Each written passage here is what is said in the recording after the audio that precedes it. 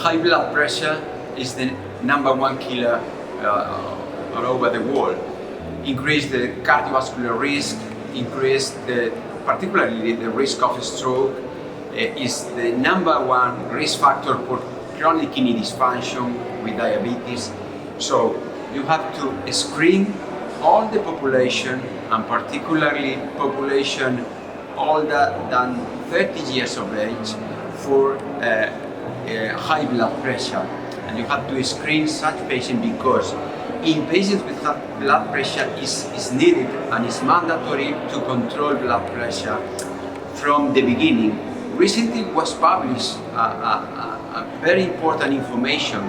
If you are hypertensive, if you have high blood pressure before 40 years of age, your risk of cardiovascular risk is much higher if you develop blood pressure at 50s or 60s. So it's needed to screen in all the population for high blood pressure, because it's needed to focus on control high blood pressure with the aim of avoiding cardiovascular, particularly cardiovascular and kidney function.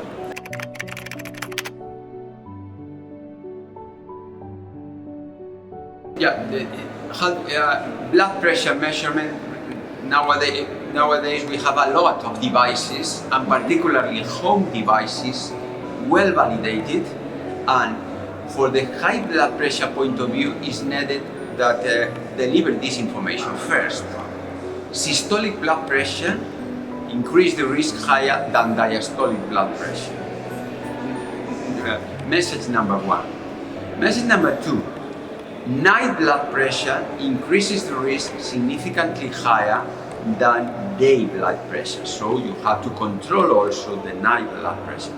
And measure #3 is the blood pressure at home is associated with the cardiovascular risk significantly higher than the blood pressure obtained in the office, in the physician's office, or outside the home. So it's important that the patients and the people detect or measure blood pressure at home with all validated devices. Currently there are a lot of validated devices, so I recommend that not only the hypertensive patients but also the general population, at least before the 30 years of age, have a device for measuring blood pressure at home.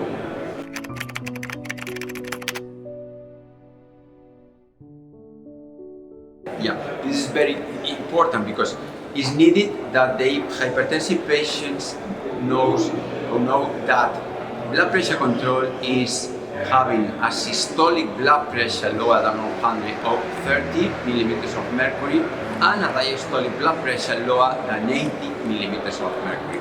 This is the optimal blood pressure control, and it depends. Patients with well-controlled blood pressure can screen blood pressure, can measure blood pressure at home every 4-6 months.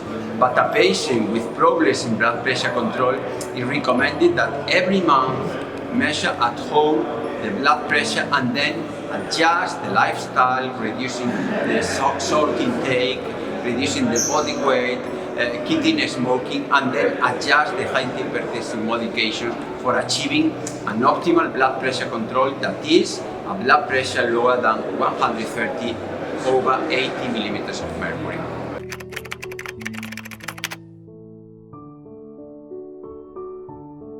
The most important hypertensive guidelines are the American guidelines that were published 4 years ago, 5 years ago in 2017, and the European hypertension guideline that was published 4 years ago in 2018.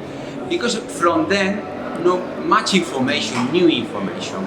We have good information regarding what is the blood pressure goals.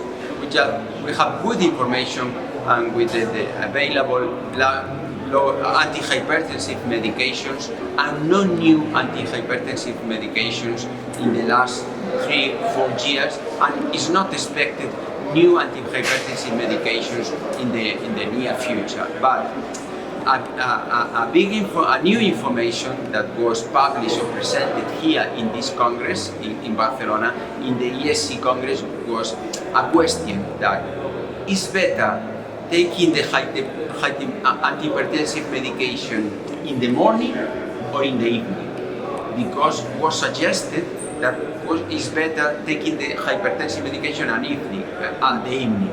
But here was presented a very important clinical trial, that is the time trial, and randomized the patient to receive the antihypertensive medication in the morning, in the early morning, or in the evening. And the results in cardiovascular protection was almost the same, was exactly the same. So this is a very relevant information. You can take your antihypertensive medication in the morning or in the evening, because the protection is the same, and I think it's a very relevant information for the hypertensive patients.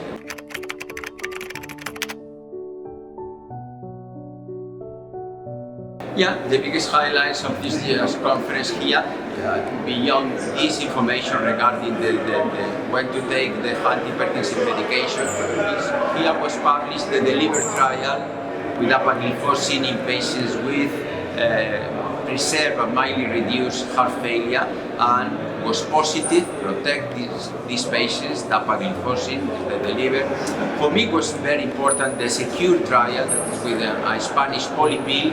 This is a polypill in one pill with aspirin, atorvastatin, and ramipril, and the protection in patients with myocardial infarction was significantly higher than taking the individual medication. This is also so important information. For example, also important information that a very cheap diuretic, that is acetazolamide intravenous in patients with acute heart failure, improve the prognosis because improve the congestion very rapidly in such a group of patients. Also inhibits the near future with inclisiran, that is a new LDL reduction drug that reduces the LDL more than 50%, and is only need to be injected every 6 months, and a sustaining effect. So a lot of information, a lot of new information with relevant clinical implications.